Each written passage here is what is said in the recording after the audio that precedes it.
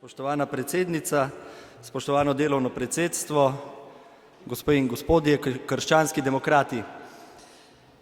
Verjetno delavsko vprašanje ali pa reševanje delavskega vprašanja ni prva asociacija ljudi, ko slišijo za Novo Slovenijo. Pa je še kako normalno, da se tudi v Novi Sloveniji s tem vprašanjem delavcev ukvarjamo. V tem nikakor nismo čisto sveži ali pa neizkušeni, saj se naslanjamo ali gradimo na trdnih temeljih Janeza Evangelista Kreka. Naslednje leto bo pomembna obletnica in tudi z Združenjem delavcev bomo to obletnico primerno obeležili, lahko obljubim. Od njega se lahko naučimo to, da ni dovolj imeti le želje, program, vizijo, o tem govoriti, ampak je potrebna akcija. Prejle smo v pogovoru z gospodarstveniki in s predstavnikom družinske organizacije slišali, da ravno to pričakujejo.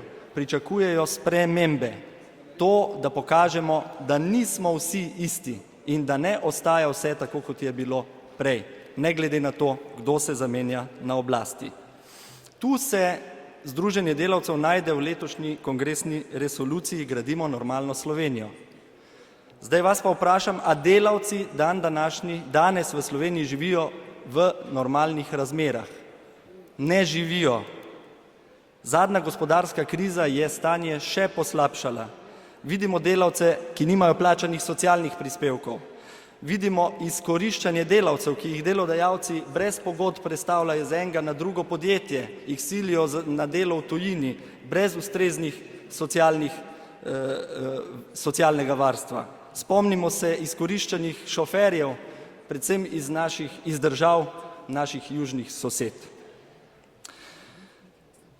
Zaskrbljujoče je tudi, da vedno več zaposlenih ne zasluži dovolj za dostojno življenje. Imamo revne zaposlene in to ne samo v gospodarstvu, ampak tudi v javnem sektorju, kot smo slišali tudi prej tukaj v pogovoru. To ni normalno. Papež Frančišek je glede tega neizprosen. Izkoriščanje delavcev je smrtni greh. Izkoriščanje delavcev je smrtni greh. Nova Slovenija in Združenje delavcev smo tu poklicani, imamo veliko odgovornost, da iskreno, brez fige v žepu ponudimo rešitve, ki morajo biti učinkovite, pravične in sodobne.